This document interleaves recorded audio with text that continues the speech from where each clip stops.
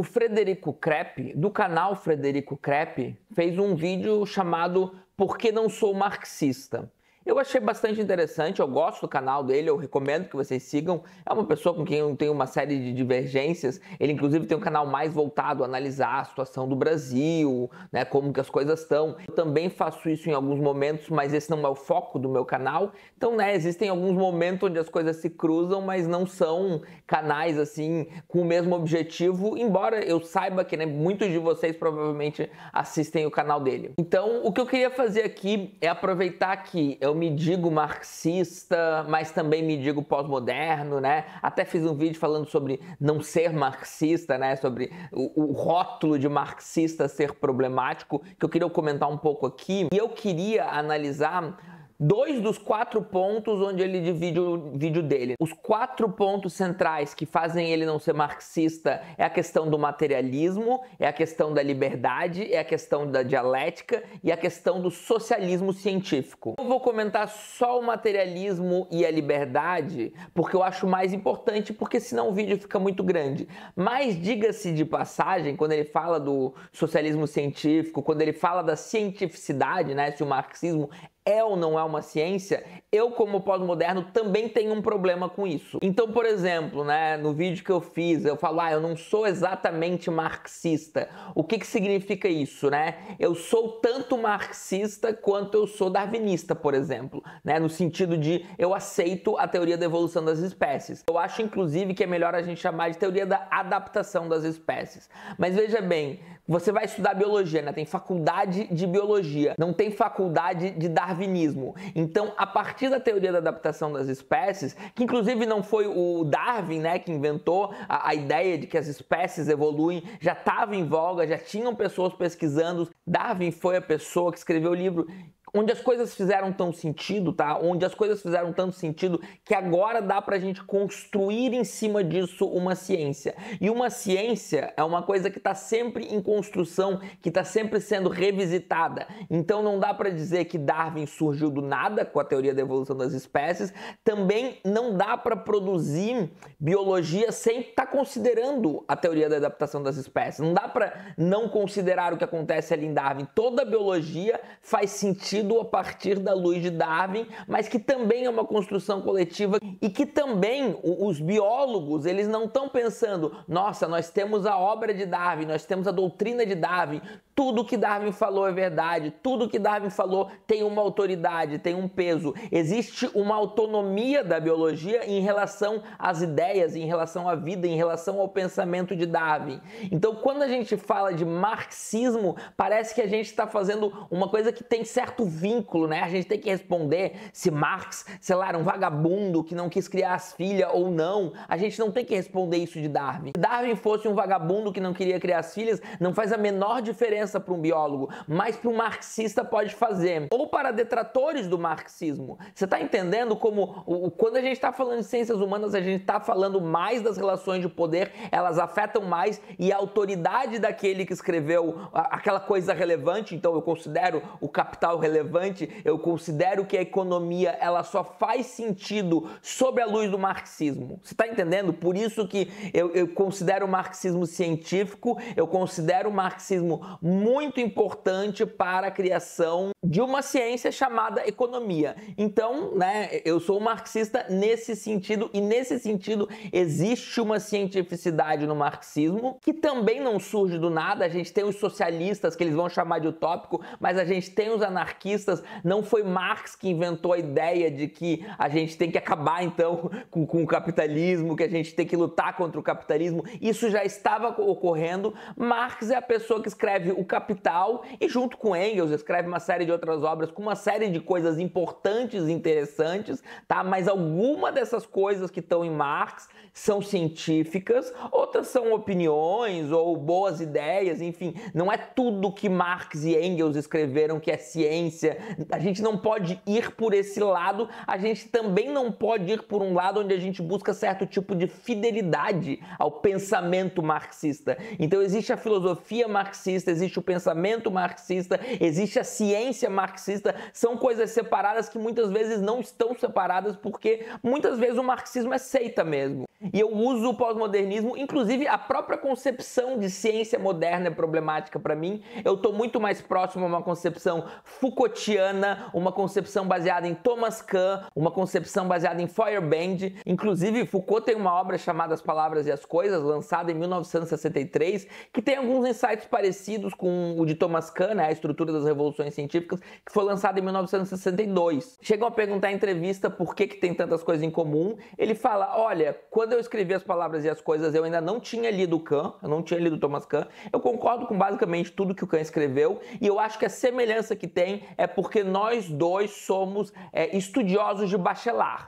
Eu nunca li Bachelard, então, mas eu acredito que, né, o dia que eu estudar Bachelard, um dia eu vou ler algumas coisas dele, eu acredito que eu vou ter muitas semelhanças também. Então tem toda uma tradição de perceber a ciência de uma maneira mais pós-moderna que está vinculada a esses autores. Então você precisa entender que quando eu falo que eu considero o marxismo científico, eu estou pensando numa perspectiva mais pós-moderna que eu vou trazer aqui na playlist sobre pós-modernismo que vai rolar esse ano. Tá rolando, né? Já rolou o primeiro vídeo e vai continuar rolando. Você que está chegando agora no canal, eu sou o professor Daniel Cidade, bacharel e licenciado em filosofia, mestre e doutor em filosofia política e ética. Eu queria convidar você a se inscrever no canal, deixar aquele like maroto e ativar o sininho. Quem se tornar membro do canal ou contribuir no Apoia-se, pode me mandar um e-mail porque a gente tem um grupo de apoiadores do canal no WhatsApp. Aproveito para agradecer quem já está contribuindo e convidar vocês a me seguirem no Instagram e no TikTok. Quanto ao materialismo, então, o Kreppe ele vai dizer que o Marx parece passar batido por Kant,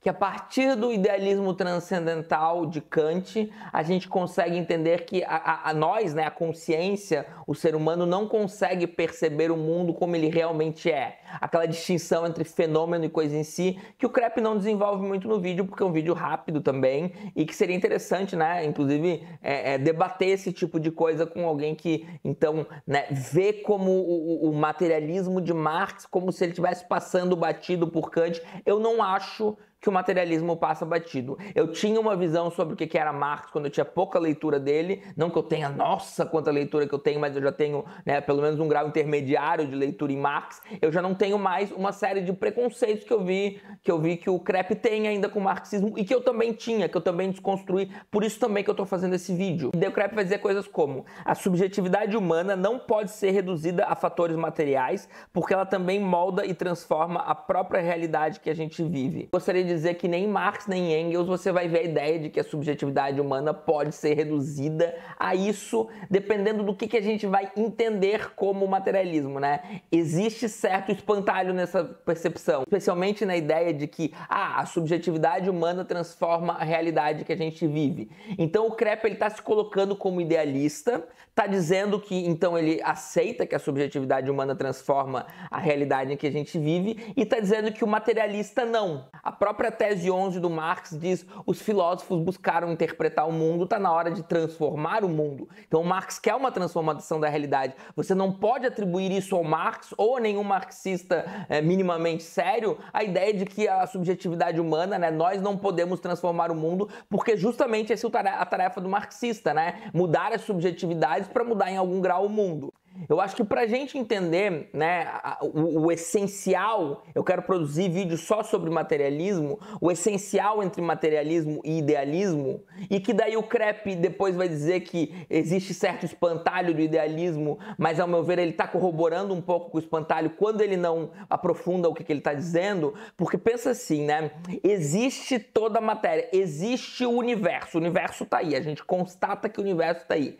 Quem que é o idealista? O idealista é a pessoa que pensa que como que o universo está aí, né? O universo é fruto da ideia, né? Existe então um Deus ou uma natureza teleológica, né? Uma natureza que possui um telos, que possui a capacidade de possuir uma finalidade. Uma finalidade é uma ideia, né? Um objetivo é uma ideia.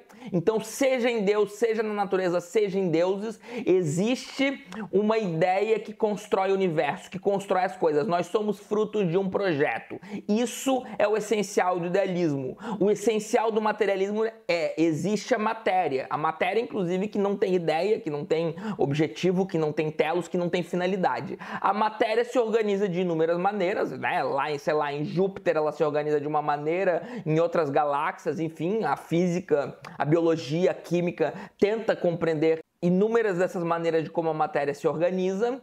Quando a gente vai estudar ciências humanas, a gente vai se deparar com algo que é a ideia. Nós somos ego, nós somos ideia, nós somos inconsciente, nós temos ideia. Ideia reside em nós. Ideia é um fator real. O que o materialismo diz? Essa ideia, esse poder de existir uma ideia é um fenômeno natural, é um fenômeno da natureza. São as reações químicas inorgânicas que criaram o orgânico, inclusive esse momento onde a gente sai do inorgânico para o orgânico é um problema científico até hoje e, consequentemente, é um problema filosófico, mas no momento que a gente sai do orgânico para o inorgânico, hoje com Darwin, através de 3,8 bilhões de anos de mutações, surge nós aqui hoje, né? Estamos a 3,8 bilhões de anos de matéria orgânica mudando até chegar, né? Chegou um pouco antes, né? Chegou, não sei quando chega a ideia, não sei se os dinossauros tinham algum poder de ideia, né? Acredito que em algum grau sim, né? Não são só os seres humanos que têm o potencial de possuírem ideias, embora nós conseguimos comunicar elas de uma maneira e fazer filosofia em cima dela. Então, deixa aí alguns milhões de anos aí de margem de erro aí, né? Não quero dizer quando surgiu a ideia no mundo, porque não temos acesso científico a isso, mas a ideia surge a partir disso, a partir dessa percepção darwinista de micromutações a partir de bilhões de anos que produzem a ideia. Então a ideia é fruto da matéria.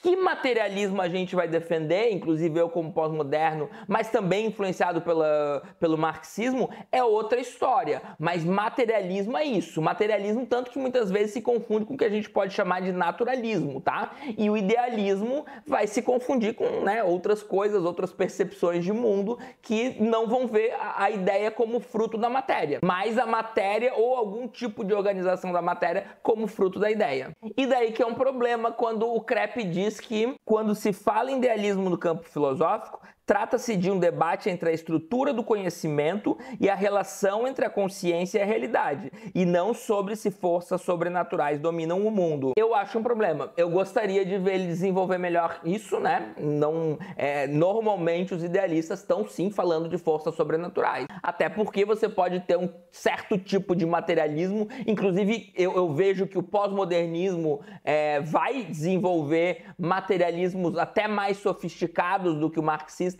para tratar esse tipo de coisa. Então, não tem o marxismo suficiente ainda para entrar nessa discussão do quão realmente pobre é. Eu estou lendo Engels, né? O Engels está me esclarecendo muitas coisas, mas do quão realmente pobre é essa ideia da estrutura da realidade e a consciência. Eu acho bastante rico o materialismo de Marx, mas eu sou um pós-moderno, eu acho que dá realmente para construir materialismos mais sofisticados que considerem melhor o que é consciência. A consciência segue sendo um dilema, a consciência segue sendo algo que a ciência não consegue resolver, tá? Então, e eu como pós-moderno digo que a gente tem que pressupor essa ausência de conhecimento e produzir filosofia para o mundo a partir dessa consideração dessa ausência de conhecimento.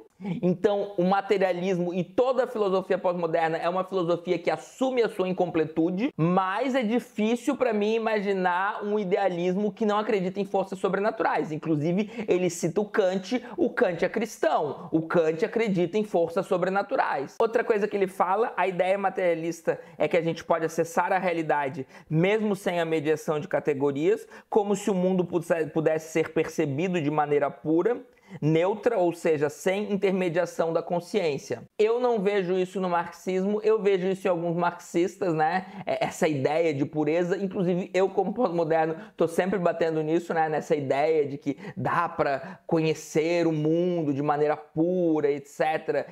Isso para mim é bobagem, mas eu acho, e daí eu jogo de volta, né? Eu acho que os idealistas fazem isso muito mais do que os materialistas. O próprio Kant tem um livro chamado Crítica crítica da razão pura, né? Então tá, ok, a consciência não é pura, ela é mediada por categorias, mas o Kant vai dizer que as coisas são muito mais universais do que são, o Kant vai pressupor uma ética universal, que a gente já sabe que está ultrapassada, ele produz uma razão pura, que a gente também já sabe que está ultrapassada, então o Kant está muito mais para um purista do que Marx e Engels. Sobre a questão da liberdade, ele vai dizer que o marxismo tem uma coisa interessante, que é apresentar como uma ausência de liberdade o fato de que a gente precisa vender a nossa força de trabalho para sobreviver, isso é bom, mas ele vai fazer uma crítica que, ao meu ver, não cabe. A liberdade como um conceito filosófico é limitada pelo marxismo. A ideia de que assegurar emprego, moradia e educação para todo mundo resolveria a questão da liberdade ignora alguns aspectos mais amplos da liberdade humana. Não se trata de negar a questão das liberdades materiais, mas reduzir a isso não parece interessante. Vamos seguir mais um pouquinho citando o Krepke para depois resolver tudo. Como seria possível compatibilizar isso com a ideia de liberdade como a capacidade de iniciar uma cadeia causal independente? Se tudo é determinado pelas estruturas materiais e econômicas, parece que não tem muito espaço para uma ação genuinamente livre. O ser humano se tornaria um produto inevitável das suas circunstâncias, determinado ali pela sua posição na estrutura social e pelos meios de produção. Isso coloca a liberdade numa posição secundária, quase que como uma ilusão. Aqui, o Krepke, ele está misturando duas questões filosóficas separadas, tá? Separadas, para tentar enfraquecer o marxismo. Essa mistura, ela não é devida, tá? Eu vou defender aqui que essa mistura, ela não é devida. São duas discussões diferentes. Uma discussão, inclusive, que está em Kant, uma discussão que está em Engels, tá? Sobre liberdade, e que as duas distinções, elas não são incompatíveis. O que o Kant está dizendo, né? O Kant está pensando na liberdade enquanto questão ontológica. Se existe ou não uma liberdade ontológica. O que seria liberdade? É você poder genuinamente começar algo no mundo, algo de novo, que não é a partir de forças externas, mas a partir de forças internas, de forças intrínsecas ao ser que seria livre. Para os cristãos, Deus deu o livre-arbítrio para os seres humanos e por isso eles são livres. Para Kant, o próprio Kant não resolve a questão da liberdade. Se nós somos tudo determinado pelas forças do mundo, né, pelo universo, se nós somos só natureza, só universo, então, na verdade, conhecendo as leis do universo, a gente conseguiria conhecer e saber como agiriam todos os seres humanos. Nós só não sabemos isso porque nós somos complexos demais. Como que o Kant resolve isso? O Kant vai dizer, existe um mundo fenomênico, um mundo dos fenômenos. Nos fenômenos nós somos determinados pelas leis da natureza, mas nós podemos pressupor um mundo transcendente, um outro mundo, onde existe certo tipo de poder, de certo tipo de causalidade livre dos seres humanos. O Kant não está nem dizendo que esse mundo ele existe, ele está dizendo que nós podemos pressupor esse mundo e assim salvar a liberdade a partir de uma pressuposição. Eu lembro que eu tive uma disciplina onde toda aula o professor falava isso, e o professor era um kantiano ferrenho. Então nós criamos um mundo transcendente para salvar a liberdade. Porque o que acontece? Nessa questão ontológica, essa ideia de que nós somos determinados pelas leis da natureza está ganhando na ciência. Autores que não acreditam na liberdade, Nietzsche e Yuval Noah Harari, para vocês terem uma noção, quem diz textualmente isso. E veja que não são nenhum dos dois marxistas, né?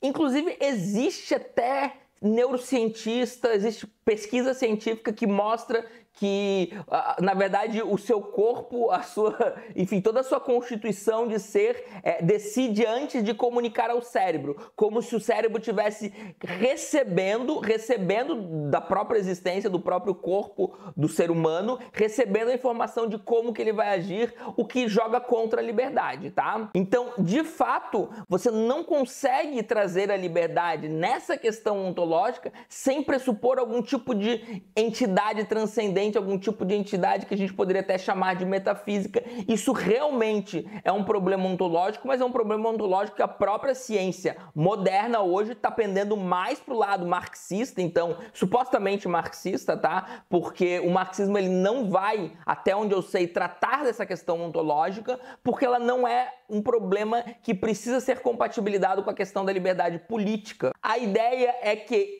independente, né? A gente pressupõe a liberdade. O próprio Kant diz que a gente pressupõe. Eu também acho que a gente deve pressupor a liberdade, porque sem liberdade a gente não consegue falar de ética e a gente fica paralisado em uma série de discussões. A questão é, independente dessa questão filosófica, essa questão ontológica não precisa ser resolvida para a gente lutar por moradia, educação, saúde e, enfim, tudo aquilo que os marxistas lutam. Então, existe certo tipo de, eu diria até elitismo intelectual e ontológico em achar que a gente precisa resolver essa questão para resolver a outra. E se as pessoas que estão lutando pela essa liberdade política, que já não é uma discussão ontológica e que não é incompatível uma com a outra, a gente pode simplesmente pressupor a liberdade, a gente não precisa resolver a coisa no âmbito ontológico, científico, antes de lutar pela liberdade política. Então dá para ser marxista, e daí como que você vai resolver a liberdade sequer se você vai achar que esse é um problema que merece ser resolvido?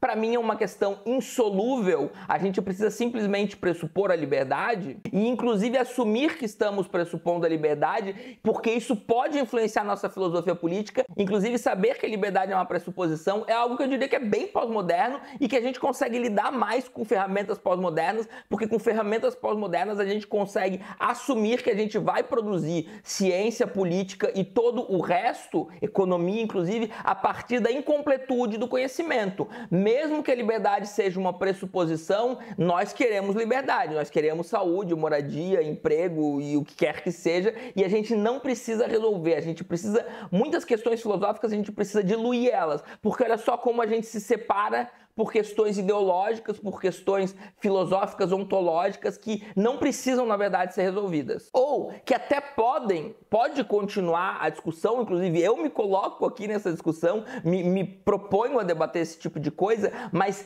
não precisa e não deve servir de coisa para separar a gente. A gente precisa decidir se somos mais ou menos livres quando temos moradia, saúde, educação, quando aquilo que a gente produz, o fruto daquilo que a gente produz, volta pra gente e não vai para o lucro individual e pessoal de uma elite parasitária. E não existe nenhuma dúvida, politicamente falando, até filosoficamente falando, de que somos mais livres quando o fruto do nosso trabalho é acessível a nós, e todo um monte de coisa que marxistas e afim defendem, que inclusive o próprio Krep concorda. Então, na verdade, a gente tem umas questões filosóficas complexas que eu acho que atrapalham mais o debate do que ajudam. Um materialista não acha que a consciência, como o Krep vai dizer, né, que a consciência não tenha um papel ativo na construção da realidade. A grande questão é que a própria consciência, ela é uma construção da realidade. Então a realidade constrói a consciência e a consciência vai construindo a realidade. Então é um jogo, nós somos seres naturais, nós somos matéria também. A nossa própria consciência é fruto da matéria e isso é materialismo.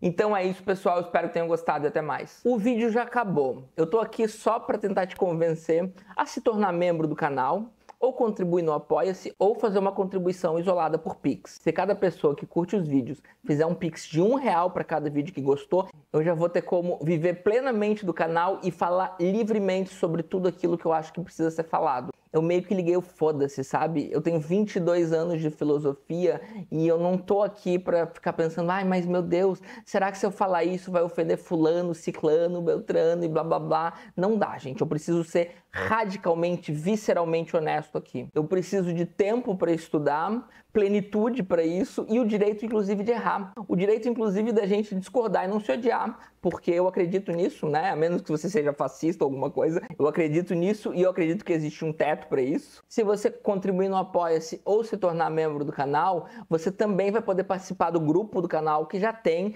pouca gente ainda, tá meio parado, mas é um grupo onde a gente vai poder trocar uma ideia, onde você pode fazer sugestão, onde eu aviso as coisas, né? Se eu for fazer uma live, mas bem em cima da hora ou alguma coisa, se eu for lançar um curso, enfim, vários projetos que eu pretendo tocar daqui pra frente, inclusive, o primeiro lugar onde eu vou avisar vai ser no grupo do canal. Então seria muito legal ter você contribuindo e participando do grupo. Já tem uma galera bem legal lá e dá inclusive para conhecer pessoas legais, tá? Porque são pessoas que também gostam do canal e quem gosta do canal é um pós-moderno muito massa, né? Vamos ser sinceros.